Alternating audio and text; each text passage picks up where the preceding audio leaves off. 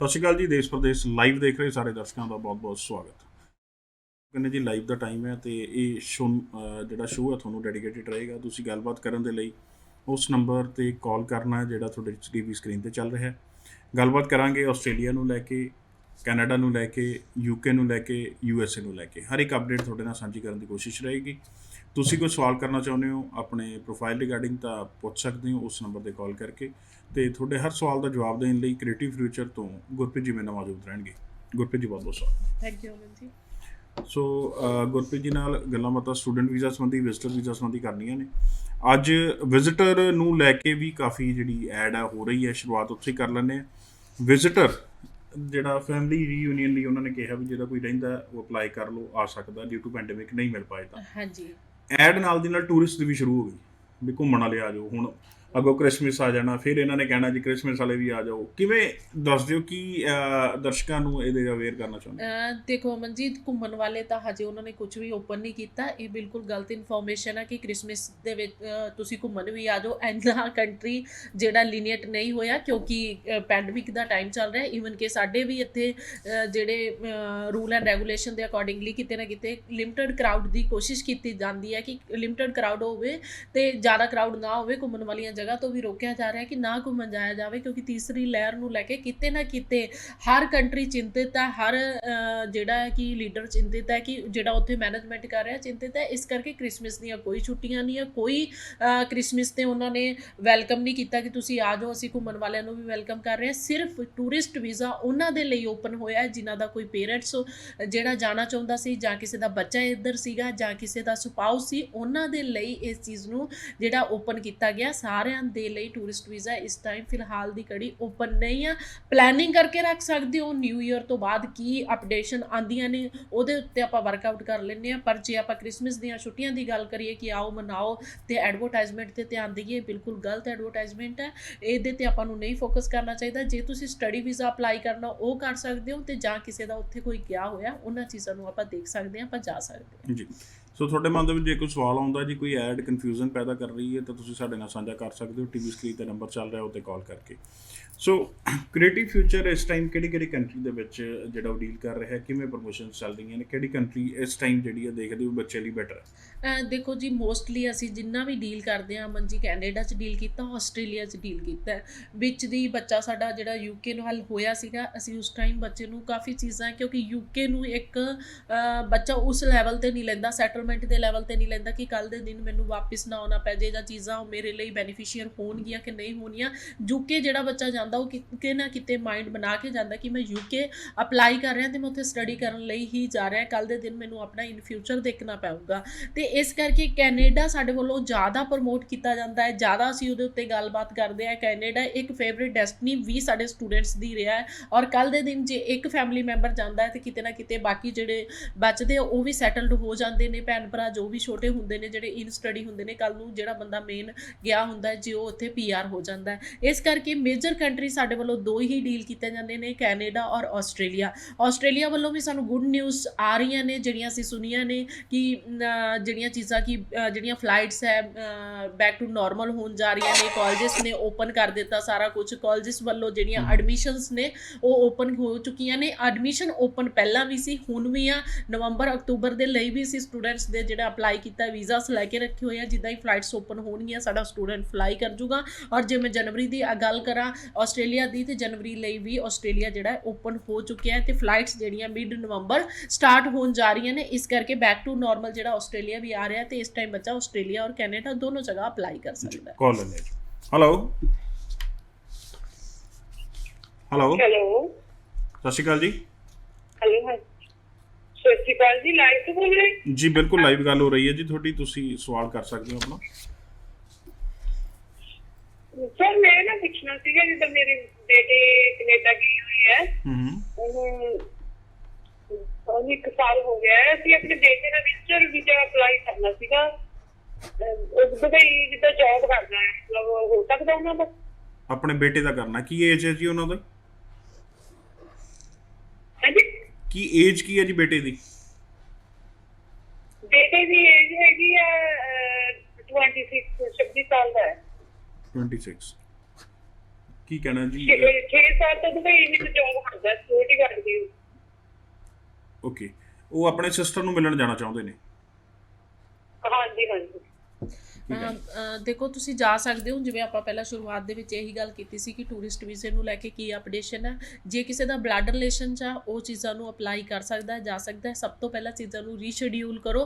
ਤੁਹਾਡਾ ਜਿਹੜਾ ਇੱਥੋਂ ਬੇਟਾ ਸਿਸਟਰ ਨੂੰ ਮਿਲਣ ਜਾਣਾ ਚਾਹੁੰਦਾ, ਕੋਈ ਰੀਜ਼ਨਸ, ਖਾਸ ਰੀਜ਼ਨਸ ਨੇ, ਤੇ ਉਹਨਾਂ ਚੀਜ਼ਾਂ ਨੂੰ ਸਪਾਂਸਰ ਲੈਟਰ ਜਿਹੜੀ ਤੁਹਾਡੀ ਬੇਟੀ ਉੱਥੇ ਭੇਜੇਗੀ ਉਹਦੇ ਵਿੱਚ ਮੈਂਸ਼ਨ ਕਰਕੇ ਰੱਖੋ, ਕਿਉਂਕਿ ਇੱਕ ਰੀਜ਼ਨ ਹੋਣਾ ਬਹੁਤ ਇੰਪੋਰਟੈਂਟ ਆ ਜਦੋਂ ਅਸੀਂ ਵੀਜ਼ਾ ਅਫਸਰ ਤੋਂ ਵੀਜ਼ਾ ਗ੍ਰਾਂਟ ਕਰਾਉਣਾ। ਕਿਉਂਕਿ ਇਹ ਜਿਹੜਾ ਸਮਾਂ ਹੈ, ਪੈਂਡੇਮਿਕ ਸਮਾਂ ਚੱਲ ਰਿਹਾ ਹੈ, ਇਹਦੇ ਵਿੱਚ ਜੇ ਆਪਾਂ ਵਿਜ਼ਟਰ ਵੀਜ਼ਾ ਤੇ ਕਹੀਏ ਕਿ ਉਹੀ ਘੁੰਮਣ ਜਾਣਾ ਜਾਂ ਅਸੀਂ ਜਾ ਰਹੇ ਹਾਂ, ਤੇ ਕਿਤੇ ਨਾ ਕਿਤੇ ਵੀਜ਼ਾ ਅਫਸਰ ਕਿਤੇ ਨੈਗੇਟਿਵ ਰਿਜ਼ਲਟ ਨਾ ਦੇ ਦੇਵੇ ਸਾਨੂੰ। ਇਸ ਕਰਕੇ ਚੀਜ਼ਾਂ ਤੇ ਰੀਜ਼ਨ ਜਿਹੜੇ ਆ ਉਹ ਸਾਨੂੰ ਦੇਣੇ ਪੈ ਰਹੇ ਆ ਵੀਜ਼ਾ ਅਫਸਰ ਨੂੰ। ਅੱਛਾ ਗੁਰਪ੍ਰੀਤ, ਜਿਵੇਂ 26 ਸਾਲ ਏਜ ਹੈ ਜੀ, ਕਾਫੀ ਸਵਾਲ ਹੁੰਦੇ ਨੇ ਵੀ ਏਜ ਨੂੰ ਲੈ ਕੇ ਕਈ ਵਾਰੀ ਕੋਈ ਦਿੱਕਤ ਆਉਂਦੀ ਹੈ ਵਿਜ਼ਟਰ ਵੀਜ਼ਾ ਲੈਣ ਲੱਗੇ ਜਾਂ ਨਹੀਂ? ਦੇਖੋ ਅਮਨ ਜੀ, ਇਹ ਚੀਜ਼ ਤਾਂ ਹੈਗੀ ਹੈ ਕਿ ਏਜ ਨੂੰ ਲੈ ਕੇ ਕਿਤੇ ਨਾ ਕਿਤੇ ਦਿੱਕਤ ਆਉਂਦੀ ਹੈ, ਬਟ ਇਹਨਾਂ ਨੇ ਕਿਹਾ ਇਹਨਾਂ ਦਾ ਬੇਟਾ ਸੈਟਲਡ ਹੈ, ਜੌਬ ਕਰ ਰਿਹਾ ਹੈ ਦੁਬਈ ਦੇ ਵਿੱਚ। ਕਿਤੇ ਨਾ ਕਿਤੇ ਇੱਕ ਸਵਾਲ ਜ਼ਰੂਰ ਖੜਾ ਹੋ ਸਕਦਾ ਹੈ ਇਹਦੇ ਵਿੱਚ ਕਿ ਦੁਬਈ ਦੇ ਵਿੱਚ ਬੱਚਾ ਹੈ ਤੇ ਦੁਬਈ ਤੋਂ ਉਹ ਅੱਗੇ ਪ੍ਰਮੋਟ ਹੋਣਾ ਚਾਹੁੰਦਾ, ਉਹ ਕੈਨੇਡਾ ਸੈਟਲ ਹੋਣਾ ਚਾਹੁੰਦਾ, ਕਿਉਂਕਿ ਇਹ ਰੀਜ਼ਨ ਆ ਸਕਦਾ ਹੈ। ਇਸੇ ਕਰਕੇ ਮੈਂ ਇਹੀ ਦੱਸਿਆ ਕਿ ਰੀਜ਼ਨ ਦੱਸੋ ਪਹਿਲਾਂ ਕਿ ਤੁਸੀਂ ਕਿਉਂ ਜਾਣਾ ਚਾਹੁੰਦੇ ਹੋ। ਉਹ ਇੱਕ ਤੁਹਾਡਾ ਸੋਲਿਡ ਰੀਜ਼ਨ ਹੋਊਗਾ ਤੇ ਵੀਜ਼ਾ ਅਫਸਰ ਤੁਹਾਨੂੰ ਵੀਜ਼ਾ ਗ੍ਰਾਂਟ ਕਰ ਦੂਗਾ। ਬਟ ਜਿਹੜੀ ਮੈਂ ਗੱਲ ਤੁਹਾਨੂੰ ਰੋਕ ਰਹੀ ਹੈ ਕਿ ਇਹ ਜਿਹੜਾ ਪੈਂਡੇਮਿਕ ਦਾ ਸਮਾਂ ਹੈ, ਇਹਦੇ ਵਿੱਚ ਆਪਾਂ ਘੁੰਮਣ ਜਾਣ ਦਾ ਵੀ ਰੀਜ਼ਨ ਨਹੀਂ ਦੇ ਸਕਦੇ ਕਿ ਕ੍ਰਿਸਮਸ ਦੀਆਂ ਹੌਲੀਡੇਜ਼ ਆ, ਬੱਚੇ ਨੇ ਸਾਡੇ ਨੇ ਸਿਸਟਰ ਨਾਲ ਇੰਜੋਏ ਕਰਨਾ, ਉੱਥੇ ਜਾਣਾ। ਤੇ ਇਸ ਕਰਕੇ ਇਹਨਾਂ ਚੀਜ਼ਾਂ ਨੂੰ ਆਪਾਂ ਧਿਆਨ ਰੱਖੀਏ ਕਿ ਸੋਲਿਡ ਰੀਜ਼ਨ ਲੈ ਕੇ ਹੀ ਅਪਲਾਈ ਕਰੀਏ। ਬੜੇ ਧਿਆਨ ਨਾਲ ਸੋਚਣ ਵਾਲੀ ਹੈ, ਦਰਸ਼ਕ ਵੀ ਇਹਦੇ ਵੱਲ ਧਿਆਨ ਦੇਣ। ਹੁਣ ਅਗਲੇ ਮਹੀਨੇ ਤੋਂ ਤਕਰੀਬਨ ਐਡ ਸ਼ੁਰੂ ਹੋ ਜਾਣੀ ਹੈ ਜੀ, ਕ੍ਰਿਸਮਸ ਹੌਲੀਡੇਜ਼। ਕ੍ਰਿਸਮਸ ਦੇ ਵਿੱਚ ਕੈਨੇਡਾ ਚਲੋ, ਕ੍ਰਿਸਮਸ 'ਚ ਘੁੰਮੇ ਆਓ। ਪਹਿਲੇ ਇੱਕ ਲੌਜੀਕਲੀ ਦੇਖੀਏ, ਕੈਨੇਡਾ ਆਪ ਦਸੰਬਰ ਜਨਵਰੀ ਦੇ ਵਿੱਚ ਡਿਊ ਟੂ ਕ੍ਰਿਸਮਸ ਜਾਂ ਡਿਊ ਟੂ ਜਿਹੜੀ ਸਨੋ ਹੈ ਉਹ ਬੰਦ ਹੋ ਜਾਂਦਾ। ਟੂਰਿਸਟ ਪਲੇਸਿਸ ਕਈ ਬੰਦ ਹੋ ਜਾਂਦੀਆਂ ਨੇ, ਮੈਕਸਿਮਮ ਹੋ ਜਾਂਦੀਆਂ ਕਿਉਂਕਿ ਟੈਂਪਰੇਚਰ ਮਾਈਨਸ ਚਲਾ ਜਾਂਦਾ। ਉਸ ਟਾਈਮ 'ਤੇ ਇਹ ਐਡ ਕਰਦੇ ਆ ਸਾਡੇ ਕੁਝ ਏਜੰਟ ਵੀ ਉਸ ਟਾਈਮ 'ਤੇ ਤੁਸੀਂ ਉੱਥੇ ਜਾਓ। ਕੀ ਉਹ ਵਾਜਬ ਵੀਜ਼ਾ ਆਫਿਸਰ ਨੂੰ ਲੱਗੇਗਾ ਜਾਂ ਤੁਸੀਂ ਵੀਜ਼ਾ ਆਫਿਸਰ ਹੋਵੋ ਕੈਨੇਡਾ ਦੇ? ਆਪਣੇ ਆਪ ਨੂੰ ਸਵਾਲ ਕਰਿਓ ਵੀ ਮੇਰੇ ਦੇਸ਼ 'ਚ ਸਾਰੇ ਟੂਰਿਸਟ ਸਪੌਟ ਜਿਹੜੇ ਸਪੌਟਸ ਨੇ ਉਹ ਤਾਂ ਬੰਦ ਨੇ, ਅਤੇ ਕੀ ਇਹ ਘੁੰਮਣ ਸਹੀ ਜਾ ਰਿਹਾ, ਇੰਟੈਂਸ਼ਨਸ ਠੀਕ ਨੇ, ਤੇ ਤੁਹਾਨੂੰ ਡਿਸੀਜਨ ਜਿਹੜਾ ਕੀ ਆਉਣਾ ਉਹ ਆਪ ਹੀ ਮੇਰੇ ਕੋਲ ਪਤਾ ਲੱਗ ਜਾਏਗਾ। ਸੋ ਨੈਕਸਟ ਸਵਾਲ ਲੈਂਦੇ ਹਾਂ। ਹੈਲੋ ਹੈਲੋ, ਸਤਿ ਸ਼੍ਰੀ ਅਕਾਲ ਜੀ। ਹੈਲੋ, ਸਤਿ ਸ਼੍ਰੀ ਅਕਾਲ ਜੀ। ਜੀ ਸਰ, ਕੀ ਸਵਾਲ ਹੈ? ਆਪਾਂ ਲਾਈਵ ਚੱਲ ਰਿਹਾ ਤੁਹਾਡਾ? ਬਿਲਕੁਲ ਬਿਲਕੁਲ ਲਾਈਵ ਗੱਲ ਹੋ ਰਹੀ ਹੈ ਜੀ ਤੁਹਾਡੀ। ਲਾਈਵ ਚੱਲਦਾ ਜੀ? ਜੀ ਬਿਲਕੁਲ ਲਾਈਵ ਹੋ ਰਿਹਾ ਸਰ, ਤੁਹਾਡੀ ਗੱਲ ਹੋ ਰਹੀ ਹੈ, ਤੁਸੀਂ ਸਵਾਲ ਕਰੋ। ਹਾਂਜੀ, ਅਸੀਂ ਫਰੀਦਕੋਟ ਤੋਂ ਬੋਲਦੇ ਜੀ। ਜੀ, ਫਰੀਦਕੋਟ ਤੋਂ ਬੋਲਦੇ ਜੀ। ਅੱਛਾ ਜੀ। ਮੇਰਾ ਗ੍ਰੈਂਡਸਨ ਹੈ, +2 ਪਾਸ 2019 ਜੀ। ਜੀ, 8 ਦੇ ਵਿੱਚ 80% ਨੰਬਰ ਹੈ ਜੀ। ਜੀ, ਆਈਲੈਟਸ ਦੇ ਵਿੱਚ ਹੈਗੇ ਜੀ ਉਹਦੇ ਓਵਰਆਲ 6.5, ਇੱਕ ਤੋਂ 7 ਹੈ, ਇੱਕ ਤੋਂ 7.5 ਹੈ, ਇੱਕ ਤੋਂ 6.5 ਹੈ, ਇੱਕ ਤੋਂ 5.5 ਹੈ। ਓਕੇ ਜੀ। ਕਿਹੜੇ ਚੋਂ 5.5 ਹੈ ਜੀ? 5.5 ਹੈਗੇ ਜੀ ਉਹਦੇ ਚ ਰਾਈਟਿੰਗ ਤੋਂ। ਰਾਈਟਿੰਗ ਇੰਗਲਿਸ਼ ਤੋਂ 7 ਹੈ ਜੀ, ਇਸਲਾਮਿਕ ਤੋਂ 7.5 ਹੈ ਜੀ, ਜੀਕੇ ਤੋਂ 6.5 ਜੀ। ਕੀ ਸਵਾਲ ਕੀ ਹੈ, ਡਾਊਟ ਕੀ ਹੈ ਕੈਨੇਡਾ ਤੁਹਾਡਾ? ਬਾਰੇ ਪੁੱਛਣਾ ਜੀ। ਕੈਨੇਡਾ ਬਾਰੇ ਡਾਊਟ ਇਹੀ ਹੈ ਵੀ ਇੱਕ ਚੋਂ 5.5 ਵੀਜ਼ਾ ਆਏਗਾ ਕਿ ਨਹੀਂ? ਕਿਵੇਂ ਜੀ? ਡਾਊਟ ਤੁਹਾਡੇ ਮਨ ਦੇ ਵਿੱਚ ਜਿਹੜਾ ਇਹੀ ਹੈ ਵੀ ਵੀਜ਼ਾ ਆਏਗਾ ਕਿ ਨਹੀਂ ਆਏਗਾ? ਹਾਂਜੀ, ਨਹੀਂ ਜੀ, ਅਸੀਂ ਤਾਂ ਪਹਿਲੀ ਵਾਰੀ ਤੁਹਾਡੇ ਨਾਲ ਗੱਲ ਕਰ ਰਹੇ ਜੀ। ਬੱਚੇ ਦਾ ਰਿਜ਼ਲਟ ਹੀ ਪਰਸੋਂ ਚੌਥੇ ਆਇਆ ਜੀ। 2019 ਤੋਂ 21 ਤੱਕ ਕੀ ਕੀਤਾ ਜੀ ਬੱਚੇ ਨੇ? ਆਈਟੀ ਕੀਤੀ ਵੈਲਡਰ ਦਾ ਜੀ। Idea builder. ਹਾਂਜੀ, ਪਹਿਲਾਂ ਕਰੋਨਾ ਕਰਕੇ ਪੇਪਰ ਨਹੀਂ ਹੋਏ ਸੀ, ਹੁਣ ਪਿੱਛੇ ਪੇਪਰ ਹੋਏ ਉਹਦੇ ਕਰੋਨਾ ਕਰਕੇ। ਜੀ, ਸਾਨੂੰ ਫਿਰ ਕਰੋਨਾ ਆ ਜਾਂਦਾ ਸੀ, ਆਈਟੀ ਸੀ ਉੱਥੇ ਹੀ ਪੜਦਾ ਰਿਹਾ ਜੀ। ਠੀਕ ਹੈ ਜੀ, ਬਿਲਕੁਲ ਤੁਸੀਂ ਜਵਾਬ ਲੈ ਲਓ ਆਪਣਾ, ਮੈਮ ਤੁਹਾਨੂੰ ਦੱਸ ਦਿਓ ਜੀ। ਦੇਖੋ ਅਮਨ ਜੀ, ਅਪਲਾਈ ਹੋ ਸਕਦਾ, ਅੱਛਾ ਪ੍ਰੋਫਾਈਲ ਆ ਬੱਚੇ ਦਾ, ਡਿਲੇ ਨਾ ਕਰੇ ਬੱਚਾ, ਅਪਲਾਈ ਕਰ ਲੇ ਆਪਣਾ। ਜਿਵੇਂ ਇੱਕ ਤੋਂ 5.5 ਉਹਨਾਂ ਦੇ ਮਨ 'ਚ ਕੋਈ ਡਾਊਟ ਨਹੀਂ ਹੈ, ਨਾਨ ਐਸਡੀਐਸ ਅਪਲਾਈ ਕਰਨ ਲਈ ਬੱਚਾ ਤਿਆਰ ਹੈ, ਤੇ ਨਾਨ ਐਸਡੀਐਸ 'ਚ ਵੀਜ਼ਾ ਵੀ ਈਜ਼ੀਲੀ ਬੱਚੇ ਦਾ ਨਿਕਲ ਜੂਗਾ। ਤੁਸੀਂ ਅਪਲਾਈ ਕਰ ਸਕਦੇ ਹੋ, ਇਹ ਸਹੀ ਸਮਾਂ ਹੈ ਅਪਲਾਈ ਕਰਨ ਦਾ। ਜੇ ਤਾਂ ਜਨਵਰੀ ਲਈ ਤੁਹਾਨੂੰ ਐਡਮਿਸ਼ਨ ਮਿਲਦੀ ਹੈ ਤਾਂ ਬਹੁਤ ਵਧੀਆ ਗੱਲ ਆ, ਨਹੀਂ ਤੇ ਮਈ ਇਨਟੇਕ ਦੀ ਆਪਣੀ ਕੰਡੀਸ਼ਨਲ ਆਫਰ ਲੈਟਰ ਜ਼ਰੂਰ ਮੰਗਾ ਕੇ ਰੱਖ ਲਏ ਬੱਚੇ ਆਪਣੇ। ਜਿਹੜੀ ਵੀ ਮਈ ਦੇ ਵਿੱਚ ਜਿਹੜੇ ਵੀ ਕਾਲਜ 'ਚ ਜਿਹੜੀ ਵੀ ਲੋਕੇਸ਼ਨ 'ਤੇ ਜਾਂ ਕੋਈ ਉਹਦੀ ਸਪੈਸੀਫਿਕ ਕੋਰਸ ਨੂੰ ਲੈ ਕੇ ਕੋਈ ਚੁਆਇਸ ਹੈ ਤੇ ਆਪਣਾ ਮਾਈ ਇਨਟੇਕ ਅਪਲਾਈ ਕਰ ਸਕਦਾ ਹੈ। ਜੇ ਜਨਵਰੀ ਲਈ ਅਪਲਾਈ ਕਰਨਾ ਚਾਹੁੰਦਾ ਹੈ ਤੇ ਜਾਂ ਉਹਨੂੰ ਸੀਟਸ ਮਿਲਦੀਆਂ ਅਸੀਂ ਟਰਾਈ ਕਰ ਸਕਦੇ ਹਾਂ। ਜੇ ਸਾਡੇ ਕੋਲ ਅਪਲਾਈ ਕਰਨਾ ਚਾਹੁੰਦਾ, ਅਦਰ ਕੰਸਲਟੈਂਟ ਕੋਲ ਵੀ ਅਪਲਾਈ ਕਰਨਾ ਚਾਹੁੰਦਾ ਤੇ ਅਪਲਾਈ ਕਰ ਲੇ। ਬਟ ਆਪਣੇ ਕੋਵਾਸ਼ੀਲਡ ਜਿਹੜੀ ਵੈਕਸੀਨੇਸ਼ਨ ਉਹ ਜ਼ਰੂਰ ਕੰਪਲੀਟ ਕਰਵਾ ਲਓ, ਕਿਉਂਕਿ ਕੱਲ੍ਹ ਦੇ ਦਿਨ ਜਦੋਂ ਤੁਸੀਂ ਟਰੈਵਲ ਕਰਨਾ ਹੈ ਇਸ ਚੀਜ਼ ਦੀ ਤੁਹਾਨੂੰ ਬਹੁਤ ਜ਼ਰੂਰਤ ਪੈਣੀ ਹੈ। ਨੈਕਸਟ ਵਾਲਾ ਹੈ ਜੀ। ਹੈਲੋ ਹੈਲੋ ਹੈਲੋ ਸਤਿ ਸ਼੍ਰੀ ਅਕਾਲ ਜੀ। ਸਤਿ ਸ਼੍ਰੀ ਅਕਾਲ ਸਰ। ਜੀ ਮੈਮ ਕੀ ਸਵਾਲ ਹੈ ਜੀ? ਸਰ ਆਹ ਲਾਈਵ ਆ ਕਾਲ ਅਸੀਂ ਗੱਲ ਕਰਨੀ ਸੀਗੀ, ਇਹ ਹੋ ਸਕਦੀ ਹੈ ਇਸ ਟਾਈਮ? ਮੈਮ ਤੁਹਾਡੀ ਲਾਈਵ ਹੀ ਗੱਲ ਹੋ ਰਹੀ ਹੈ, ਤੁਹਾਡਾ ਸਟੂਡੀਓ 'ਚ ਕਾਲ ਲਿਆ ਗਿਆ, ਤੁਸੀਂ ਆਪਣਾ ਸਵਾਲ ਕਰ ਸਕਦੇ ਹੋ। ਓਕੇ ਠੀਕ ਹੈ ਸਰ। ਮੇਰੀ ਇਹ ਸੀਗਾ ਕਿ ਮੈਂ ਫਾਈਲ ਲਗਾਈ ਹੋਈ ਹੈ ਮੌਂਟਰੀਅਲ ਦੀ, ਇਸ ਅਪ੍ਰੈਲ 2021 ਦੇ ਵਿੱਚ ਲੱਗੀ ਹੋਈ ਹੈ ਮੇਰੀ ਫਾਈਲ, ਤੇ ਮੇਰੇ ਰਿਜ਼ਲਟ ਨਹੀਂ ਆ ਰਹੇ। ਮੈਂ ਪੁੱਛਣਾ ਸੀਗਾ ਕਿ ਮਤਲਬ ਕਿ ਮੈਂ ਵਿਦਡਰਾ ਕਰਾ ਲਾਂ ਕਿ ਮਤਲਬ ਹੁਣ ਮੇਲ ਪਾ ਦੇਵਾਂ ਉਹਨਾਂ ਨੂੰ ਕਿ ਮੇਰਾ ਰਿਜ਼ਲਟ ਨਹੀਂ ਆ ਰਿਹਾ। ਕਿਹੜਾ ਕਾਲਜ ਕਿਹੜਾ ਜੀ ਤੁਹਾਡਾ? CDI sir, Montreal. CDI। ਤੇ ਤੁਹਾਡੀ ਐਜੂਕੇਸ਼ਨ ਕੀ ਹੈ? ਤੇ ਮੇਰੀ ਗ੍ਰੈਜੂਏਸ਼ਨ ਆ। ਗ੍ਰੈਜੂਏਸ਼ਨ ਤੁਸੀਂ ਕੀਤੀ ਹੈ ਕਿਹੜੇ ਸਾਲ 'ਚ? ਹੁਣੇ ਰੀਸੈਂਟ 2020 2020। ਆਇਲਸ ਬੈਂਡ ਕੀ ਨੇ? 6.5 not less than 6। ਤੇ ਕੋਰਸ ਕਿਹੜਾ ਲਿਆ ਤੁਸੀਂ? Supply chain management, post graduation diploma। ਕੀ ਹੈ? ਕਦੋਂ ਦਾ ਰਿਜ਼ਲਟ ਰੁਕਿਆ ਹੋਇਆ? ਅਪ੍ਰੈਲ 2021 ਚ ਅਪਲਾਈ ਕੀਤਾ ਜੀ। ਅਪ੍ਰੈਲ 2021 ਦੇ ਵਿੱਚ ਦੇਖੋ ਅਮਨ ਜੀ, ਜੇ ਤਾਂ ਵੇਟ ਕਰ ਸਕਦਾ ਕਿਉਂਕਿ 15 ਨਵੰਬਰ ਤੱਕ ਹੋਪਫੁਲੀ ਸਾਰੇ ਬੱਚਿਆਂ ਦੇ ਜਿਹੜੇ ਰਿਜ਼ਲਟਸ ਨੇ ਉਹ ਡਿਕਲੇਅਰ ਕਰਨ ਲਈ ਐਮਬੈਸੀ ਨੇ ਸਾਨੂੰ ਡੈਡਲਾਈਨਸ ਦਿੱਤੀਆਂ ਨੇ। ਔਰ ਜੇ ਬੱਚਾ ਕਹਿੰਦਾ ਕਿ ਮੈਂ ਵਿਡਡਰਾ ਕਰਾ ਲਾਂ, ਮੇਰੇ ਅਕੋਰਡਿੰਗਲੀ ਹਜੇ ਤੁਹਾਨੂੰ 20-25 ਦਿਨ ਵੇਟ ਕਰ ਲੈਣਾ ਚਾਹੀਦਾ ਹੈ। ਉਸ ਤੋਂ ਬਾਅਦ ਵਿਡਡਰਾ ਤਾਂ ਬੱਚੇ ਬਾਅਦ 'ਚ ਵੀ ਹੋ ਜਾਣੀ ਆ। ਕੋਈ ਇਹ ਚੀਜ਼ ਚੈੱਕ ਕਰ ਲਓ, ਕਈ ਵਾਰ ਵੀਜ਼ਾ ਅਫਸਰ ਨੇ ਕੋਈ ਡਾਕੂਮੈਂਟ ਮੰਗਿਆ ਹੁੰਦਾ, ਜਿਹੜੀ ਤੁਹਾਡੀ ਈਮੇਲ ਕੰਟੈਕਟ ਆ ਜਾਂ ਜਿਹਦੇ ਨਾਲ ਵੀ ਤੁਸੀਂ ਆਪਣੀ ਇਹ ਕੰਸਲਟੈਂਟ ਤੋਂ ਫਾਈਲ ਪੁੱਟ ਆਨ ਕਰਵਾਈ ਹੈ, ਇੱਕ ਵਾਰ ਉਹਦੇ ਨਾਲ ਰਾਬਤਾ ਜ਼ਰੂਰ ਕੈਂਪ ਕਰੋ। GCK ਵੀ ਆਪਣਾ ਚੈੱਕ ਕਰੋ, ਕਈ ਵਾਰ ਉੱਥੇ ਵੀ ਕੋਈ ਅਪਡੇਸ਼ਨ ਆਈ ਹੁੰਦੀ ਆ ਤੇ ਕਈ ਵਾਰ ਬੱਚਾ ਇਹਨਾਂ ਚੀਜ਼ਾਂ ਤੇ ਧਿਆਨ ਨਹੀਂ ਦਿੰਦਾ। ਕਿਉਂਕਿ ਲਾਸਟ 4-5 ਸਟੂਡੈਂਟ ਮੇਰੇ ਕੋਲ ਵਿਜ਼ਿਟ ਕਰਕੇ ਗਏ ਆ ਜਿਨ੍ਹਾਂ ਦੇ ਬੱਚਿਆਂ ਦੇ ਵੀਜ਼ਾਸ ਰਿਵੋਕ ਹੋਏ ਸੀਗੇ।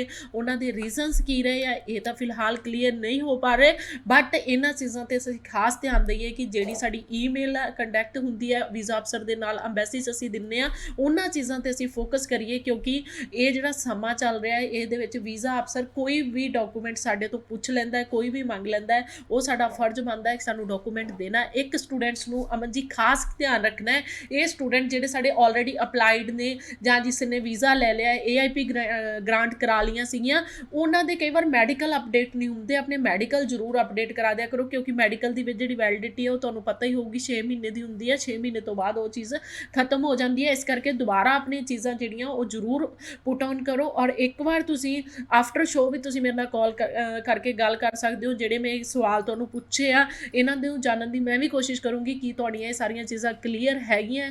ਜੇ ਤਾਂ ਕਲੀਅਰ ਆ ਤਾਂ ਠੀਕ ਆ, ਆਪਾਂ 20-22 ਦਿਨ ਵੇਟ ਕਰ ਲਈਏ, ਨਹੀਂ ਤਾਂ ਆਪਣੀ ਫਾਈਲ ਨੂੰ ਵਿਡਡਰਾ ਕਰਾ ਕੇ ਆਪਾਂ ਦੁਬਾਰਾ ਅਪਲਾਈ ਕਰ ਸਕਦੇ ਹਾਂ। ਨੈਕਸਟ ਵਾਲਾ ਨੇ। ਹੈਲੋ ਹੈਲੋ ਹੈਲੋ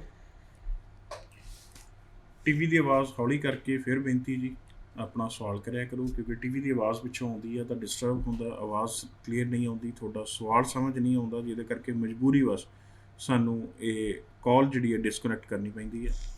ਸ਼ੋਅ ਤੁਹਾਡੇ ਲਈ ਹੈ, ਥੋੜ੍ਹਾ ਜਿਹਾ ਸਮਾਂ ਬਚਿਆ 6-7 ਮਿੰਟ ਦਾ, ਜਿੰਨੀਆਂ ਕਾਲ ਤੁਸੀਂ ਵੱਧ ਤੋਂ ਵੱਧ ਕਰੋਗੇ ਉਨੇ ਹੀ ਤੁਹਾਨੂੰ ਲਾਈਵ ਕਾਉਂਸਲਿੰਗ ਦੇ ਵਿੱਚ ਮੈਮ ਜਵਾਬ ਦੇਣ ਦੀ ਕੋਸ਼ਿਸ਼ ਕਰਨਗੇ। ਬਟ ਇਹੀ ਨਹੀਂ ਵੀ ਫ੍ਰੀ ਆਫ ਕਾਉਂਸਲਿੰਗ ਤੁਹਾਨੂੰ ਸਿਰਫ ਇੱਥੇ ਹੀ ਮਿਲਣੀ ਹੈ, ਤੁਸੀਂ ਆਫਟਰ ਦਾ ਸ਼ੋਅ ਵੀ ਜਦੋਂ ਕਾਲ ਕਰੋਗੇ ਇਸ ਨੰਬਰ 'ਤੇ ਤੁਹਾਨੂੰ ਇਹਨਾਂ ਦੀ ਟੀਮ ਪ੍ਰੋਪਰਲੀ ਜਿਹੜੀ ਹੈ ਉਹ ਗਾਈਡ ਕਰਦੀ ਜਾਏਗੀ। ਅੱਛਾ ਮੈਮ, ਜਿਹੜੇ ਬੱਚੇ ਹੁਣ ਰਿਜੈਕਸ਼ਨ ਤੋਂ ਬਾਅਦ ਜੀ ਅਪਲਾਈ ਕਰਕੇ ਵੀਜ਼ਾ ਲੈਣਾ ਚਾਹੁੰਦੇ ਨੇ, ਮੈਂ ਪਹਿਲੇ ਨੌਨ STS ਪ੍ਰੋਫਾਈਲਸ ਦੀ ਗੱਲ ਕਰਾਂਗਾ ਜੀ, ਕੀ ਦੇਖਦੇ ਹੋ? ਕਿਉਂਕਿ ਉਹਦਾ ਰਿਜੈਕਸ਼ਨ 'ਚ ਇੱਕ ਰੀਜ਼ਨ ਹੁੰਦਾ ਚੇਂਜ ਆਫ ਸਰਕਮਸਟੈਂਸਿਸ, ਉਹਨੂੰ ਕਿਵੇਂ ਲਾਉਂਗੇ? ਦੇਖੋ ਅਮਨ ਜੀ, ਜਦੋਂ ਇੱਕ ਨੌਨ STS ਕੈਟਾਗਰੀ 'ਚ ਐਵੇਂ ਦੇ ਰੀਜ਼ਨਸ ਆਉਂਦੇ ਨੇ ਉਦੋਂ, ਕਿਉਂਕਿ ਬੱਚੇ ਨੇ ਕਿਤੇ ਨਾ ਕਿਤੇ ਜਿਹੜੀ ਚੀਜ਼ ਅੰਬੈਸੀ ਵੱਲੋਂ ਮੰਗੀ ਗਈ ਆ, ਜਿਹੜੀ ਚੀਜ਼ ਤੇ SDS ਦੇ ਵਿੱਚ ਤੁਸੀਂ ਵੀਜ਼ਾ ਅਫਸਰ ਨੂੰ ਸੈਟੀਸਫਾਈ ਕਰਾਉਣਾ ਨੌਨ STS ਕੈਟਾਗਰੀ 'ਚ, ਉਹ ਤੁਹਾਡੇ ਡਾਕੂਮੈਂਟਸ ਕੰਪਲੀਟ ਨਹੀਂ ਆ। ਮੈਂ ਇਸ ਚੀਜ਼ ਨੂੰ ਇਸ ਲੈਵਲ 'ਤੇ ਲੈ ਕੇ ਜਾਂਦੀ ਹਾਂ। SOP ਨੂੰ ਲੈ ਕੇ ਦੇਖ ਲਈਏ, ਚਾਹੇ ਆਪਾਂ SOP ਦੇ ਵਿੱਚ ਜੇ ਆਪਾਂ ਪ੍ਰੋਪਰ ਚੀਜ਼ਾਂ ਮੈਂਸ਼ਨ ਨਹੀਂ ਕੀਤੀਆਂ ਤੇ ਇਹ ਰੀਜ਼ਨ ਆ ਸਕਦਾ। ਕਿਤੇ ਨਾ ਕਿਤੇ ਅਸੀਂ ਜਿਹੜੀਆਂ ਫੰਡਿੰਗ ਨੂੰ ਲੈ ਕੇ ਆਪਣੀਆਂ ਚੀਜ਼ਾਂ ਨਿਗਲੈਕਟ ਕਰਦੇ ਕਰਦੇ ਹਾਂ, ਜਿਵੇਂ 6 ਮੰਥ ਦੀ ਬੈਂਕਿੰਗ ਸਾਡੇ ਤੋਂ ਅੰਬੈਸੀ ਮੰਗਦੀ ਆ ਤੇ ਅਸੀਂ ਉਹ ਪੁਟ ਔਨ ਨਹੀਂ ਕਰਦੇ। ਉਹਦੇ ਵਿੱਚ ਜੇ ਅਸੀਂ ਪੁਟ ਔਨ ਕਰ ਦਿੰਦੇ ਹਾਂ ਉਹਦੇ ਵਿੱਚ ਸਾਡੀਆਂ ਕਲੀਅਰ ਨਹੀਂ ਹੁੰਦੀਆਂ ਕਿ ਅਸੀਂ ਟਿਊਸ਼ਨ ਫੀਸ ਕਿੱਥੋਂ ਭਰੀ ਸੀ, ਬੈਂਕ ਸਟੇਟਮੈਂਟ ਸਾਡੀ ਕੋਈ ਹੋਰ ਹੁੰਦੀ ਹੈ, GST ਅਸੀਂ ਕਿਸੇ ਹੋਰ ਤੋਂ ਪੇ ਕਰਿਆ ਹੁੰਦਾ, ਟਿਊਸ਼ਨ ਫੀਸ ਅਸੀਂ ਕਿਤੇ ਹੋਰ ਪੇ ਕੀਤੀ ਹੁੰਦੀ ਆ। ਇੱਕ ਤਾਂ ਆਪਾਂ ਆਪਣੀ ਬੈਂਕਿੰਗ ਨੂੰ ਲੈ ਕੇ ਇਹ ਚੀਜ਼ਾਂ ਸਾਰੀਆਂ ਜਿਹੜੀਆਂ ਇੱਕ ਆਪਣੇ ਸਿਸਟਮ 'ਚ ਜਿਹੜੀਆਂ ਲੈ ਕੇ ਆਈਏ ਕਿ ਸਾਡੀ ਇੱਕ ਅਕਾਊਂਟ 'ਚੋਂ ਟਿਊਸ਼ਨ ਫੀਸ ਹੋਵੇ, ਉਸੇ 'ਚੋਂ GIC ਹੋਵੇ, ਕਿਉਂਕਿ ਵੀਜ਼ਾ ਅਫਸਰ ਨੂੰ ਵੀ ਕਲੀਅਰ ਹੋ ਸਕੇ ਕਿ ਇਹ ਚੀਜ਼ਾਂ ਜਿਹੜੀਆਂ ਟਿਊਸ਼ਨ ਫੀਸ ਔਰ GIC ਹੈ ਇਸੇ ਅਕਾਊਂਟ 'ਚੋਂ ਆਇਆ ਤੇ ਉਹੀ ਬੈਂਕਿੰਗ ਕੋਲ ਦਿੱਤੀ ਜਾਵੇ। ਬੱਚਾ ਸਾਡੇ ਕੋਲ ਲੈ ਕੇ ਆਉਂਦਾ 10 ਤਰ੍ਹਾਂ ਦੇ ਅਕਾਊਂਟ, ਉਹ 2 ਲੱਖ ਇੱਕ ਅਕਾਊਂਟ 'ਚ ਪਿਆ ਹੁੰਦਾ, 2 ਲੱਖ ਇੱਕ 'ਚ, 3 ਲੱਖ ਇੱਕ 'ਚ, ਮੈਂ ਅਲੱਗ-ਅਲੱਗ ਪੈਸੇ ਦੇਣੇ ਆ। ਉੱਥੇ ਸਾਨੂੰ ਵੀ ਨਹੀਂ ਇਹ ਚੀਜ਼ ਸਮਝ ਆਉਂਦੀ ਕਿ ਜੇ ਤੁਸੀਂ 7 ਲੱਖ 9 ਲੱਖ 10 ਲੱਖ ਜਿੰਨੀ ਵੀ ਅਮਾਊਂਟ ਦੀ ਫੀਸ ਭਰਨੀ ਹੈ ਇੱਕ ਅਕਾਊਂਟ 'ਚੋਂ ਆਪਾਂ ਕਿਉਂ ਨਹੀਂ ਭਰ ਰਹੇ। ਸਾਡੇ ਵੱਲੋਂ ਕੋਸ਼ਿਸ਼ ਕੀਤੀ ਜਾਂਦੀ ਹੈ, ਦੱਸਿਆ ਵੀ ਜਾਂਦਾ ਹੈ ਕਿ ਆਪਾਂ ਇੱਕ ਅਕਾਊਂਟ 'ਚ ਪੈਸਾ ਇਕੱਠਾ ਕਰ ਲਈਏ। ਪਤਾ ਨਹੀਂ ਉਹਨਾਂ ਦੇ ਕੋਈ ਆਪਣੇ ਪਰਸਨਲ ਇਸ਼ੂਜ਼ ਹੋਣਗੇ, ਬਟ ਇਹ ਚੀਜ਼ ਕਿਤੇ ਨਾ ਕਿਤੇ ਤੁਹਾਡੇ ਵੀਜ਼ਾ ਨੂੰ ਜ਼ਰੂਰ ਇੰਪੈਕਟ ਕਰਦੀ ਆ। ਆਪਾਂ ਟਿਊਸ਼ਨ ਫੀਸ ਸੇਮ ਅਕਾਊਂਟ 'ਚੋਂ ਭਰੀਏ, ਸੇਮ 'ਚੋਂ GIC ਭਰੀਏ, ਉਹੀ ਬੈਂਕਿੰਗ ਅਸੀਂ 6 ਮੰਥ ਦੀ ਜੋ ਵੀਜ਼ਾ ਅਫਸਰ ਸਾਨੂੰ ਮੰਗਦਾ ਹੈ ਉਹੀ ਅਸੀਂ ਦਈਏ ਤੇ ਫਿਰ ਇਹ ਰੀਜ਼ਨਸ ਤੋਂ ਅਸੀਂ ਬਚ ਸਕਦੇ ਹਾਂ, ਕਿਉਂਕਿ ਅਸੀਂ ਚੀਜ਼ਾਂ ਨੂੰ ਬੜਾ ਲਾਈਟਲੀ ਲੈਂਦੇ ਹਾਂ ਕਿ ਪੈਸਾ ਹੀ ਭਰਨਾ ਹੈ, ਕਿਤੋਂ ਵੀ ਭਰ ਦਿੱਤਾ। ਇਹ ਸਾਰੀਆਂ ਚੀਜ਼ਾਂ ਐਡਮਿਸ਼ਨ ਤੋਂ ਲੈ ਕੇ SOP ਐਂਡ ਤੁਹਾਡੇ ਡਾਕੂਮੈਂਟ ਸਾਰੀਆਂ ਚੀਜ਼ਾਂ ਇਹਦੇ ਵਿੱਚ ਐਡ ਨੇ। ਇਹ ਰੀਜ਼ਨਸ ਤਾਂ ਆਉਂਦੇ ਨੇ ਜਦੋਂ ਵੀਜ਼ਾ ਅਫਸਰ ਤੁਹਾਡੇ ਤੋਂ ਤੁਹਾਡੀਆਂ ਅਟੈਂਸ਼ਨਸ ਤੋਂ ਕਲੀਅਰ ਨਹੀਂ ਹੁੰਦਾ, ਫਾਈਨੈਂਸ਼ੀਅਲੀ ਤੁਹਾਡੀ ਜਿਹੜੀ ਫੰਡਿੰਗ ਉਹ ਕਲੀਅਰ ਨਹੀਂ ਹੁੰਦੀ, ਉਦੋਂ ਵੀਜ਼ਾ ਅਫਸਰ ਐਵੇਂ ਦੇ ਰੀਜ਼ਨਸ ਤੁਹਾਨੂੰ ਦਿੰਦਾ ਹੈ ਜੀ। Next collar. ਹੈਲੋ ਹੈਲੋ, ਹਾਂਜੀ ਨਮਸਤੇ। ਨਮਸਤੇ ਜੀ। ਹਾਂਜੀ, ਇਹ ਪਿਛਲੀ ਵਾਰ ਵੀ ਪੁੱਛਿਆ ਸੀ, ਮੈਂ ਭੁੱਲ ਗਈ ਸੀ, ਛੇਤੀ ਕਰ ਪੁੱਛਣਾ ਸੀ ਵੀ ਰੀਅਪਲਾਈ ਕਰਿਆ ਹੈ ਕੇਸ। ਹਾਂਜੀ, ਮੈਂ 30 ਜੁਲਾਈ ਨੂੰ ਕਰਦੇ ਰਿਜ਼ਲਟ ਨਹੀਂ ਆਇਆ ਜੀ, ਐਕਚੁਅਲੀ ਨਹੀਂ ਲਗਾਈ ਚੂਜ਼ ਕਰਕੇ ਕਾਰਨ ਦੱਸਿਆ ਉਹਨਾਂ ਨੇ, ਮੇਰੇ ਕੋਲ ਵਾਪਸ ਨਹੀਂ ਹੋਇਆ। 30 ਜੁਲਾਈ ਨੂੰ ਦੁਬਾਰਾ ਰੀਅਪਲਾਈ ਕਰਿਆ ਜੀ? ਹਾਂਜੀ, ਅਭੀ ਹੁਣ ਤੱਕ ਰਿਜ਼ਲਟ ਨਹੀਂ ਆਇਆ ਜੀ। ਕਾਲਜ ਕਿਹੜਾ ਜੀ? ਕਾਲਜ ਸੈਂਟਰਲ ਸੈਲਫਾ। ਓਕੇ, ਤੁਹਾਡਾ ਏਜੰਟ ਕੀ ਕਹਿ ਰਹੇ ਨੇ? ਏਜੰਟ ਕਹਿੰਦੇ ਕਿ ਹਜੇ ਥੋੜਾ ਵੇਟ ਕਰੋ। ਇਨਟੇਕ ਕਿਹੜਾ ਜੀ? ਇਨਟੇਕ ਸਤੰਬਰ ਇਨਟੇਕ ਸਾਰੀ ਹੁਣ ਰੈਫਰ ਕਰਿਆ ਹੋਇਆ ਜੀ ਜਨਵਰੀ ਦਾ। ਜੀ ਠੀਕ ਹੈ।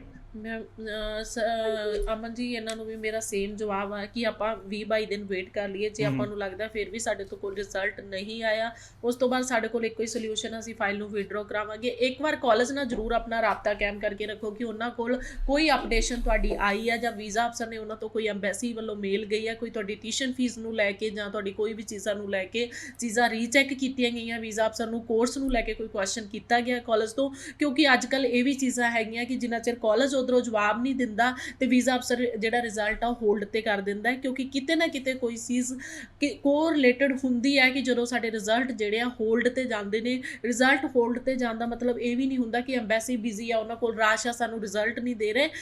ਥੋੜ੍ਹੀਆਂ ਜਿਹੀਆਂ ਚੀਜ਼ਾਂ ਨੂੰ ਸਾਨੂੰ ਰੀਚੈੱਕ ਵੀ ਕਰਨਾ ਚਾਹੀਦਾ ਹੈ। ਆਪਣਾ GC ਕੀ ਔਰ ਜਿਵੇਂ ਈਮੇਲ ID ਮੈਂ ਦੱਸਿਆ ਸੀਗਾ ਪਹਿਲਾਂ ਵੀ ਇਸ ਸ਼ੋਅ ਦੇ ਵਿੱਚ ਮੈਂ ਬੋਲ ਚੁੱਕੀ ਹਾਂ, ਇੱਕ ਸਟੂਡੈਂਟ ਦਾ ਹੋਰ ਕਾਲ ਆਇਆ ਸੀਗਾ ਕਿ ਸਾਨੂੰ ਬੱਚੇ ਸਭ ਤੋਂ ਪਹਿਲਾਂ ਆਪਣੀ ਈਮੇਲ ਜ਼ਰੂਰ ਚੈੱਕ ਕਰਨੀ ਚਾਹੀਦੀ ਆ ਦੂਜੇ ਤੀਜੇ ਦਿਨ ਕਿ ਵੀਜ਼ਾ ਅਫਸਰ ਵੱਲੋਂ ਕੋਈ ਚੀਜ਼ ਤਾਂ ਨਹੀਂ ਮੰਗੀ ਗਈ। ਪਰ ਜਦੋਂ GC ਕੀ ਬੱਚਨ ਦਿੱਤੀ ਨਹੀਂ ਜਾਂਦੀ ਫਿਰ ਅਮਨ ਜੀ ਉਹਦੇ ਏਜੰਟ ਦੀ ਰਿਸਪੌਂਸਿਬਿਲਿਟੀ ਬਣਦੀ ਹੈ, ਕਿਉਂਕਿ ਕਿਤੇ ਨਾ ਕਿਤੇ ਇਹਦਾ ਭੁਗਤਾਨ ਇਸ ਟਾਈਮ ਸਟੂਡੈਂਟ ਕਰ ਰਿਹਾ ਹੈ। ਏਜੰਟ ਵੱਲੋਂ ਇਹ ਚੀਜ਼ ਜਿਹੜੀ ਆ ਕੇਅਰਲੈਸ ਜਿਹੜੀ ਚੀਜ਼ ਨੂੰ ਮੈਂ ਕਹੂੰਗੀ ਕਿ ਯੂਜ਼ ਕੀਤਾ। ਬੱਚਿਆਂ ਦੇ ਵੀਜ਼ਾਸ ਵੀ ਕੁਛ ਤੇ ਰਿਵੋਕ ਹੋਏ ਨੇ, ਕੁਛ ਬੱਚਿਆਂ ਦੇ ਰਿਜ਼ਲਟ ਜਿਹੜੇ ਆ ਉਹ ਡਿਕਲੇਅਰ ਨਹੀਂ ਹੋ ਰਹੇ, ਕਿਉਂਕਿ ਮੇਰੇ ਕੋਲ ਘੱਟੋ ਘੱਟ 2000 ਅਸੀਂ ਫਾਈਲ ਲਗਾਈਆਂ ਸੀਗੀਆਂ। 2000 ਦੇ ਰਿਜ਼ਲਟਸ ਨੂੰ ਦੇਖਣ ਦੇ ਲਈ ਮੈਂ ਆਪਣੀ ਇੱਕ ਸਪੈਸ਼ਲ ਟੀਮ ਬਿਠਾਈ ਹੋਈ ਆ ਕਿ GC ਕੀ ਸਾਡੇ ਰੋਜ਼ ਦੀ ਰੋਜ਼ ਅਸੀਂ ਇੱਕ ਸਿਸਟਮ ਬਣਾਇਆ ਕਿ ਅਸੀਂ ਚੈੱਕ ਕਰਨੇ ਹੀ ਕਰਨੇ ਆ ਬੱਚਿਆਂ ਦੇ ਕਿ ਰਿਜ਼ਲਟ ਰੁਕਿਆ ਹੋਇਆ ਹੈ, ਬੱਚੇ ਦਾ ਕਿਤੇ ਸਾਡੇ ਕੋਲ ਕੋਈ ਡਾਕੂਮੈਂਟ ਤਾਂ ਨਹੀਂ ਮੰਗਿਆ ਜਾ ਰਿਹਾ। ਔਰ ਜਿਹੜੇ ਬੱਚੇ ਸਾਡੇ ਕੋਲ ਅਪਲਾਈਡ ਨੇ ਤੀਜੇ ਚੌਥੇ ਦਿਨ ਬੱਚੇ ਦੀ ਵੀ ਸਾਡੇ ਕੋਲ ਕਾਲ ਆਉਂਦੀ ਹੈ, ਇੱਕ ਰਿਮਾਈਂਡਰ ਕਾਲ ਵੀ ਆਉਂਦੀ ਹੈ ਕਿ ਮੈਮ ਮੇਰਾ ਕੁਝ ਬਣਿਆ ਕਿ ਨਹੀਂ ਬਣਿਆ।